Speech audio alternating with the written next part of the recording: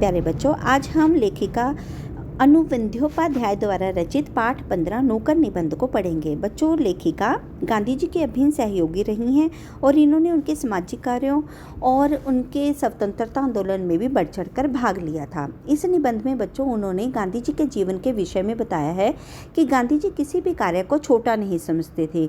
बाहरी लोगों के सामने भी वे शारीरिक परिश्रम का कार्य करते हुए शर्म महसूस नहीं करते थे। तो चलिए कुछ मुख्य बिंदुओं के आधार पर जल्दी से इस पाठ का अध्ययन करते हैं। सबसे पहले आती है बच्चों शिक्षा। गांधी जी बैरिस्ट्री पास थे, यानी कि वकालत पास थे। वे हजारों रुपया कमा सकते थे, लेकिन बच्चों फिर भी वे अपने आश्रम में हाथ की चक्की से रोटी के लिए आटा पीस लेते थे। उनके आश्रम का नाम था साबरमती। उस समय इस साबरमती आश्रम का निर्माण कार्य चल रहा था। तो गांधी जी ने अपने इस आश्रम में प्रतिदिन के कार्यों के लिए कुछ कार्यकर्ता भी रखे हुए थे, लेकिन कार्यकर्ताओं के अलावा वे जो हर रोज के कार्य हैं, उनके प्रतिदिन के जो कार्य थे वो इस प्रकार थे। चक्की पर आटा पीसना जो वे स्वयं करते थे, गेहूं बीनना यानी कि गेहूं को साफ करना, झाड़ू लगाना, पानी भरना, बर्तन धोना, सब्जियां काटना। बच्चों ये कार्य गांधी जी स्वयं अपने आश्रम में करते थे और उनके आश्रम के कुछ नियम भी थे। साफ सफाई, बड़े बड़े बर्तनों को चमकाना। तो बच्चों जैसे कि प्रतिदिन के कार्यों में था उनका चक्की पर आटा पीसना, वे इस कार्य को स्वयं करते थे। तो बच्चों एक बार क्या हुआ कि एक बार एक कार्यकर्ता ने जब आकर उन्हें यह कहा कि आश्रम में आटा कम पड़ गया है, तो वे तुरंत उठे और चक्की पर आटा पीसने लगे। और गेहूं बीनना यानी कि जिस प्रकार से बच्चों हम घर में भी अपने गेहूं को साफ करके आटा पिसवाते हैं, तो उसी प्रकार से गांधी जी भी गेहूं को बीनते थे यानी साफ करते थे। उसके बाद था झाड़ू लगाना। तो बच्चों झाड़ू लगाने में भी वे शर्म महसूस नहीं करते थे और उन्होंने अपने कार्यकर्ताओं को भी ये कहा था कि कि आश्रम में कहीं पर भी गंदगी दिखाई नहीं देनी चाहिए, क्योंकि गंदगी होने पर हमारा जो शरीर है वो खराब हो सकता है। तो पानी भरना, बच्चों वे सुबह उठकर पानी भरते, पौधों को पानी देते, जानवरों को पानी पिलाते थे, है ना, और सब्जियां धोकर रखते थे और कुएं से स्वयं पानी निकालकर सभी छोटे बड़े बर्तनों को भर देते थे। बर्तन धोना ये आश्रम के नियम में था कि जो भी कार्यकर्ता जो भी जिस बर्तन में खाता है वे उस बर्तन को स्वयं धोएगा। तो क्योंकि गांधी जी स्वयं धोते थे बर्तन। सब्जियां काटना, बच्चों सब्जियां काटना और उन्हें धोना यह भी आश्रम का एक नियम था।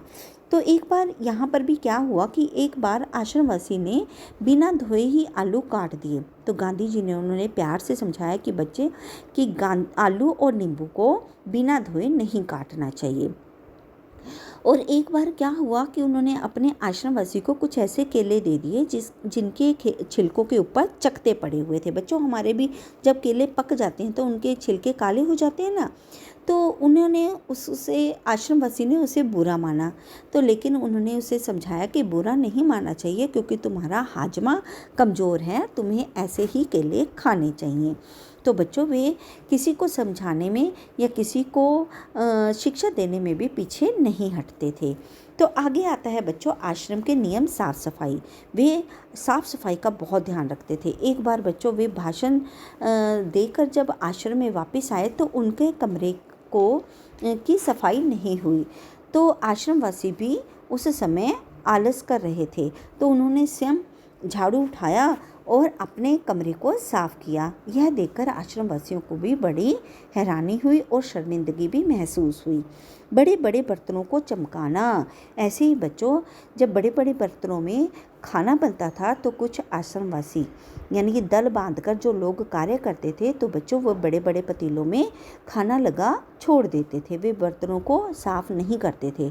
तो उन्होंने गांधी जी ने जब इस चीज़ को देखा तो वे स्वयं बैठ गए और राख से हाथ भरकर उन बर्तनों को अच्छे से मांजने लगे, बड़े बड़े बर्तनों को, और उन्होंने एकदम से ऐसे चमका दिए जैसे कि चांदी सा चमक रहा हो बर्तन।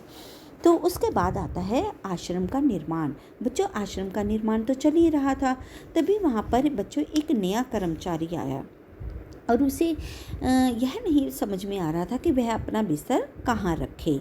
यानी कि ये भी एक नियम था कि जो भी कार्यकर्ता, आश्रम का कोई भी निवासी जिस बिस्तर पर सोता है वह उस बिस्तरों को समेटकर अपने स्थान पर रखेगा।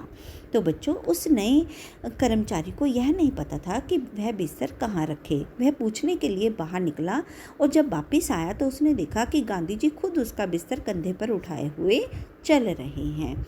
तो बच्चों, शारीरिक श्रम, अगला है मुख्य बिंदु शारीरिक श्रम। बच्चों, दक्षिण अफ्रीका, गांधी जी जब दक्षिण अफ्रीका गए तो वहाँ पर बच्चों उनका बहुत विरोध किया गया। दक्षिण अफ्रीका में बच्चों बोअर युद्ध के दौरान बहुत से सैनिक जो थे वो घायल हो गए थे। तो गांधी जी ने उन्हें स्ट्रेचर पर डाला और 25-25 मील तक उन्हें ढोया और उन्हें अस्पताल पहुँचाया। तो बच्चों, अगला कार्य है किस्से, यानी कि इसके अलावा ये भी बहुत से किस्से हैं गांधी जी के। यदि आप पाठ पढ़ेंगे तो आपको समझ में आ जाएगा। तो बच्चों, यहाँ पर मैंने केवल 2 ही किस्सों की बात ली है जो कोई ख़ास है उनकी ज़िंदगी में। तो बच्चों, एक था तालाब की भराई। तो बच्चों, एक बार उनके आश्रम के पास ही तालाब की भराई का कार्य चल रहा था और उनके कार्यकर्ता उस कार्य में लगे हुए थे और शाम हो गई थी।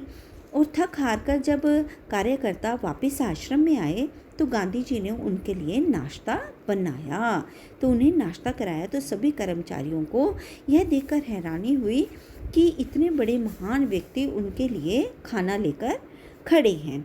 तो उन्होंने मुस्कुराकर कहा कि मैं जानता था कि तुम थके मंदे लौटोगे और मेरे पास बहुत सा खाली समय था, इसलिए मैंने तुम्हारा नाश्ता तैयार कर दिया। तो दूसरा किस्सा ये था बच्चों कि दक्षिण अफ्रीका में कि कुछ छात्रों ने, भारतीय छात्रों ने उन्हें भोजन पर निमंत्रण किया। तो बच्चों, सभी छात्र उनके आने की खुशी में रसोई घर में खाना बनाने के लिए तैयार थे और वे सभी अपना अपना कार्य कर रहे थे। तभी बच्चों, एक दुबला पतला छरछरा सा आदमी आकर उनमें शामिल हो गया। किसी ने भी बच्चों उसकी तरफ ध्यान नहीं दिया। तो वे बर्तन धोने लगे, सब्जियां साफ करने लगे और किचन के जो रसोई घर के थे छुटपुट से कार्यों में उनकी मदद करने लगे। बच्चों, तब उन्हें समझ में आया कि जिस नेता के लिए, जिस व्यक्ति के लिए वे भोजन तैयार कर रहे हैं, वे स्वयं उनके साथ कार्य कर रहे हैं। तो अगला आता है बच्चों सख्त स्वभाव। गांधी जी जहाँ नरम हृदय थे वहीं सख्त स्वभाव के व्यक्ति भी थे। वे कार्य लेने में किसी भी कर्मचारी को अच्छा सा सबक सिखा देते थे। जो भी कार्य उचित नहीं करता था वे उन्हें थोड़ा सख्ती से समझा देते थे। तो बच्चों, एक बार क्या हुआ कि जब वे सम्मेलन से वापस आए तो उन्होंने देखा कि कहीं पर भी सफाई नहीं हुई है।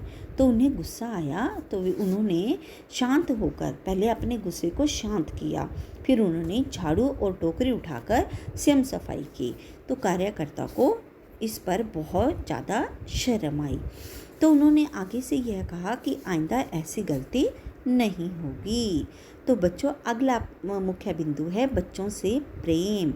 तो बच्चों, जब दक्षिण अफ्रीका में जब गांधी जी जेल से छूटे तो उनके एक मित्र थे और उनकी पत्नी जो श्रीमती पोलक थी, उन्होंने देखा कि वे काफ़ी दुबली और कमज़ोर हो गई हैं। क्यों? क्योंकि उनका जो बच्चा था वे उनका दूध पी रहा था और वे दूध छोड़ने की कोशिश भी करवा रही थी, लेकिन बच्चा दूध छोड़ने का नाम ही नहीं ले रहा था। तो एक दिन बच्चों क्या हुआ कि गांधी जी ने श्रीमती पोलक के बच्चे को अपने पास सुलाया, उसे बहुत से किस्से कहानियाँ सुनाई और पास में एक पानी का जग भी रखा ताकि बच्चे को प्यास लगे वह उसे पिला सकें। तो बच्चों, ऐसे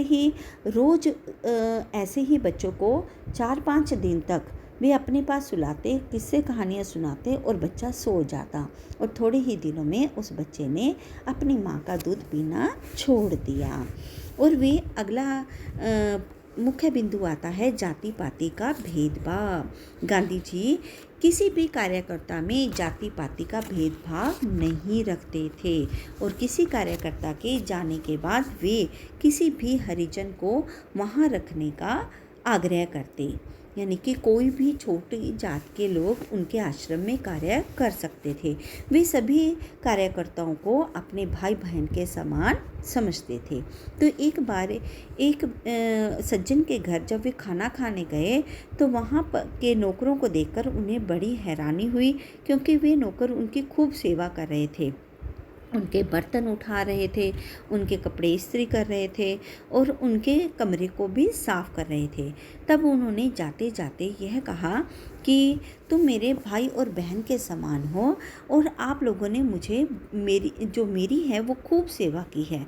मैं इसका तुम्हारा जो इसका कर्ज है वो मैं तुम्हें नहीं चुका सकता, लेकिन मैं इतना कर सकता हूँ कि ईश्वर से प्रार्थना कर सकता हूँ कि इसका पूरा फल वे तुम्हें देंगे।